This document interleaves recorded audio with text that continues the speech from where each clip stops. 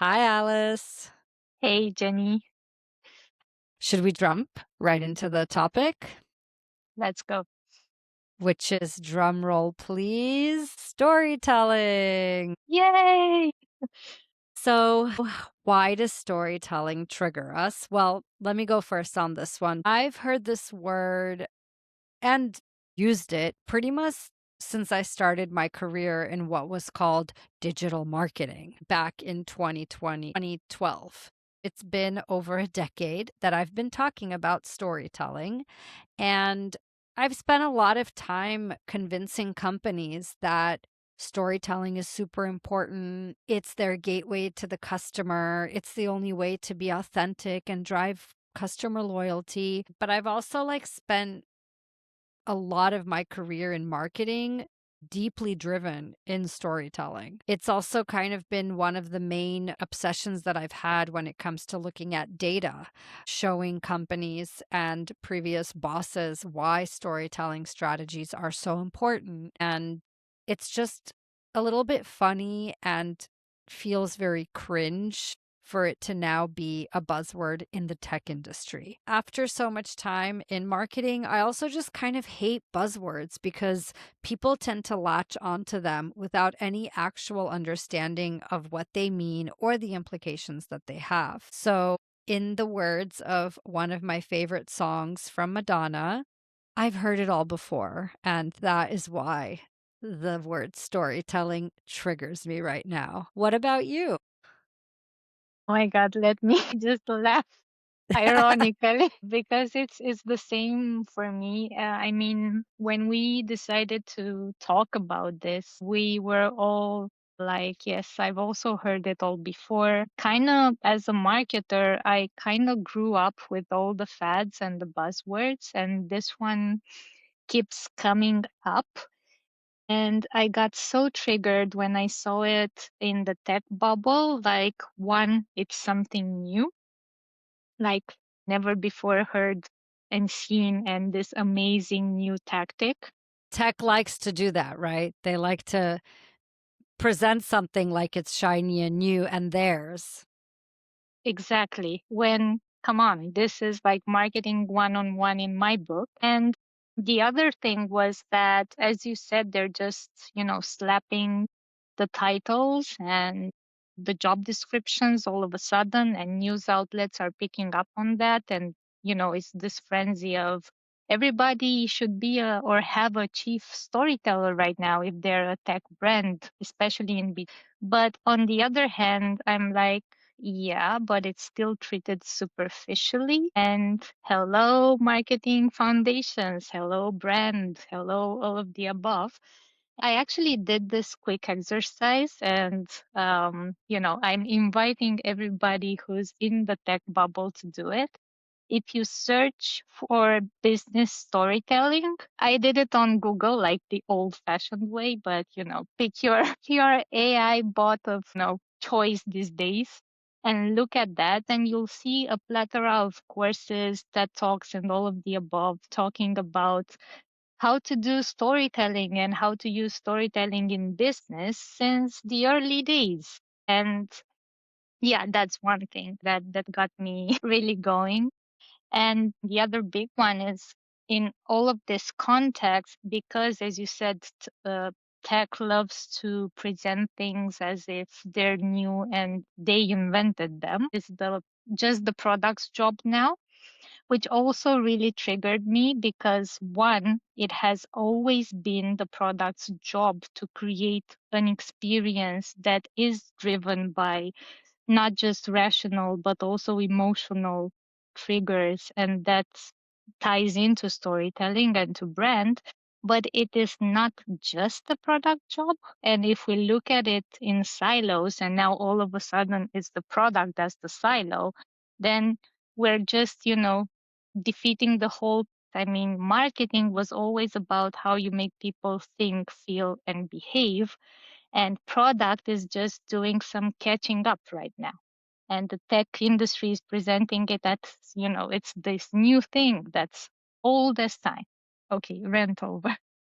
Well, I totally hear you. And I will say in, like, the positive spirit of things, marketing has often felt siloed. So if this is what it takes tech companies to finally give marketing a seat at the table as early as product development starts, then by all means, create your storytelling teams. Because at least now, these companies are going to be organized in a way where everyone in the org has to lather up into the narrative that the company sets for itself. So at least there's that. But this also makes me think about the déjà vu moment, which we'll always do when we talk about things. Because you and I, at this point, both have a lot of experience. And when I think about storytelling and what's happening right now, it definitely reminds me of other times in my career. So the deja vu moment for me was in the early 2010s when content was the buzzword. I remember specifically that I was using words like content marketing and content strategy when I was a digital marketing manager at Louis Vuitton in New York. And when I used words like content strategy, people looked at me like I was crazy because those were the days of putting one image in all your channels. And I was trying to explain that different channels require different emotional connections and different expectations. And so you can't just plop one brand image on your Instagram and your email and your website. I can't tell you how many presentations I did internally to convince them to let me build a content strategy. Uh, and the other deja vu moment this makes me think of is the word authentic. Between 2015 and 2020, I think I used the word authentic like 15 times a day because that was like the rise of influencer marketing. It was the rise of everyone saying that they were authentic. And as a result, nothing and no brand felt authentic. And I remember doing presentations at L'Oreal specifically to dissect brands like Red Bull, Lululemon, and Nike, and how they had picked tribe communities and specific areas of culture like music, extreme sports, events for Red Bull, and how they took complete ownership of it by ingesting it into every single thing that brand did. And I just remember trying to explain to L'Oreal that you can't take your 5 skincare brands, apply the same strategy to all 5 brands, and consider yourself authentic. That's not going to tell a story. That's not going to create a unique emotional connection. Storytelling very much feels like those moments for me where this is the thing we're chasing right now, but it makes it feel very much like a buzzword, which is, I guess, why the cringe. What about you? What's your déjà vu moment with this? I love this, the deja vu moment, because yeah, I mean, storytelling outside of the triggers that we have, I also feel like what you said, that it's interesting. You have to keep recontextualizing it when at the end of the day, it's all about, creating the emotion and adapting to a specific channel or a specific audience and so on. And to me, actually, the first thing that came to my mind was my college days.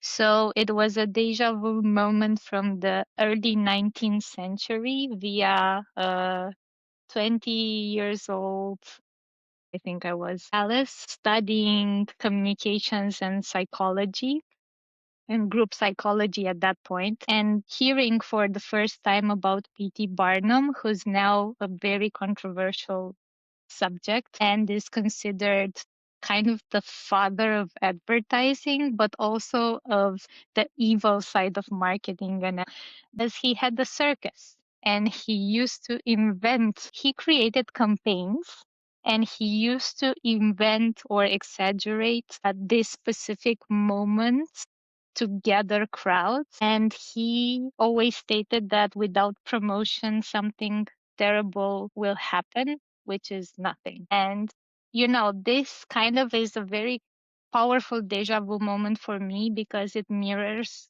what is happening, as you put it, in a positive way, like with B2B tech and with storytelling. It's the same thing, that we're past the point of, or we're finally understanding that build it and they will come was never going to work, and it never really worked.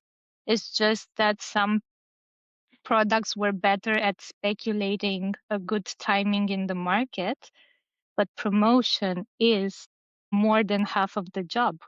And okay, P.T. Barnum was super crazy and he staged all these events and he lied and he did all the nasty tricks in the book. But if we look at it from history repeats itself, for me, that was the moment when, as an early student, I understood what my job really is and how it's not, of course, about lying, because talking about authenticity, that was, I think, another moment that also speaks to me a lot, because it reminds me of truly having something to say versus trying to invent something just to follow a fad. So, yeah, it was when I understood that marketing is about finding that specific point of view, that specific angle that you have as a company, as a brand, as a product, and that resonates with people, and that you don't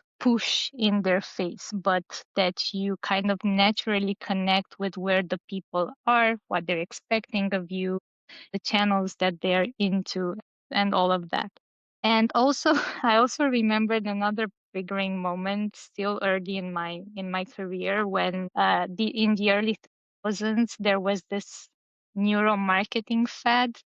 So I remember everybody was freaking out about the unconscious and emotions, and again, in the negative sense, being manipulated by the promotion around, but in a positive sense, like, hey, how can we actually create emotions and tell story that drive emotion? Because even though we think we're rational, decision making happens actually first emotionally and then rational.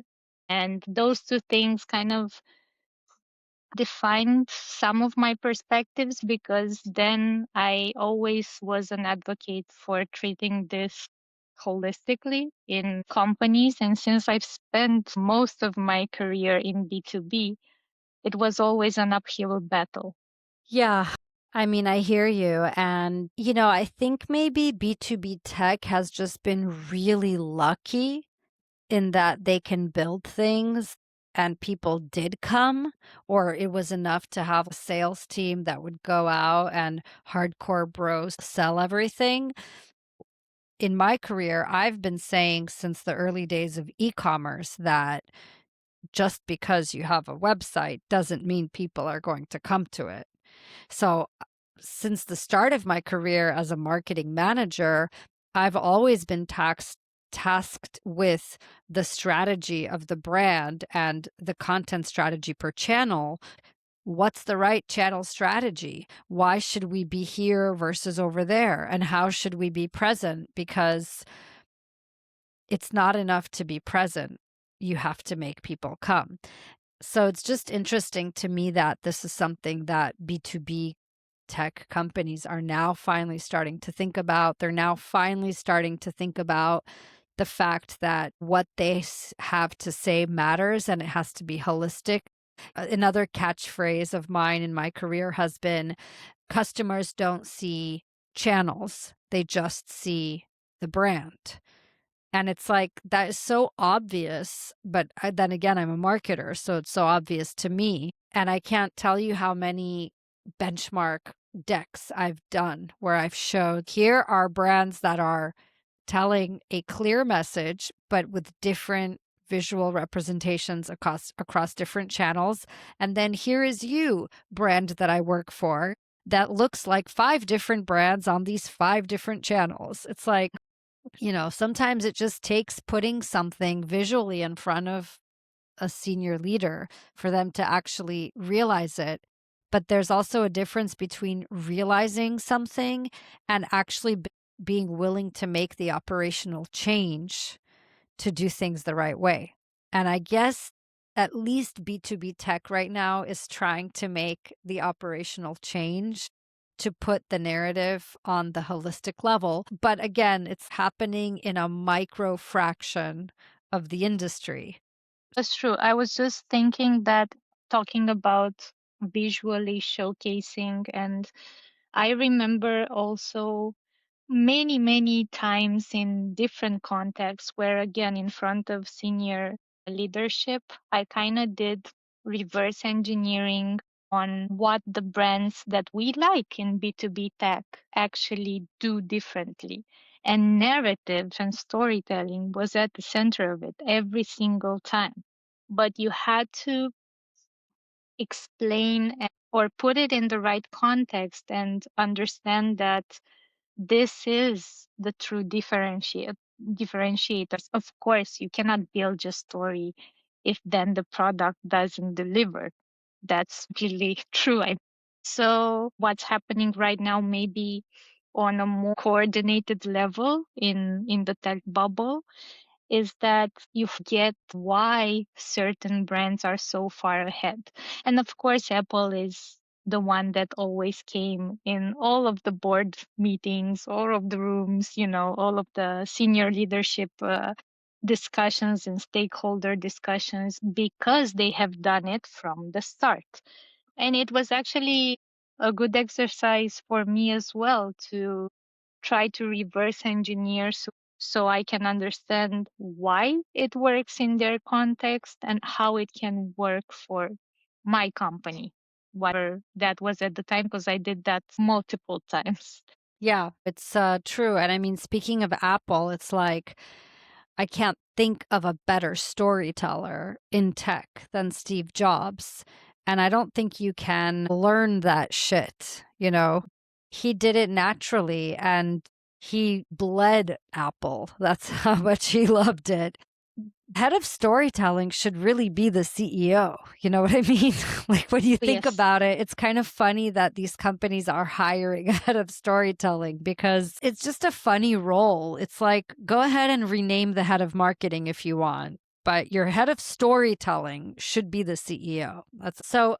I also just wanted to comment on the reverse engineering campaigns because I feel like I've done that for the majority of my career. And it's funny because I built my career in multiple industries and I've always been in B2C until I got to L'Oreal, where I was in the division that was B2B2C. It's ironic listening to your experience in tech because my last experience was in B2B tech, but it was also with the first CEO I've ever had who actually deeply understood marketing, the power of brand, and that in order for a brand to have a strong voice, there needs to be a kind of holistic narrative. You have to stand for something, and that has to really resonate through every customer touch point. So it's just ironic that for me, that experience actually came from B2B tech, even though naturally the last 2 years in talking to so many B2B tech companies, can tell they don't understand my profile because I have such a multi-industry experience. So it's interesting how life can sometimes unfold in that the one CEO I've worked for that did understand these things happened to be the CEO of a B2B tech company. Yes, we both shared that experience. So exist, and they are usually the ones that are in charge of most of the unicorns, or at least most of the brands that all of us look at as aspirational, inspirational, North Star, and all of our jargon in B2B. When you said about like the mantra that you kept repeating, the one that I kept repeating, which is kind of mirrors it, is exactly what you said earlier of multiple touch points. I always told, in every room I got, I was like, there is only one user journey. So they don't care that they're looking at the website on a specific page, looking on socials, talking to customer support, talking to marketing, talking to sales. We need to be consistent. At some point, I was opening with this is the marketing hill, and not just marketing, this is the hill I will die on, like the business hill I will die on. That, okay, it's siloed for us, but for them, it's one company, one product.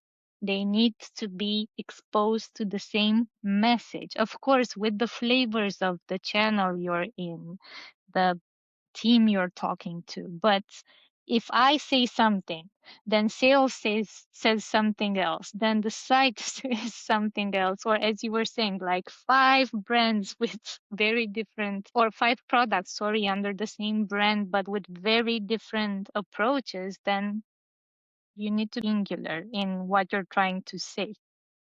I love this. This is why you and I are such kindred spirits because I was living my L'Oreal direct to consumer life. You were living your B2B tech life, and we were both telling the same story internally, which is why we worked so well together. That's true. And that's why we also had results.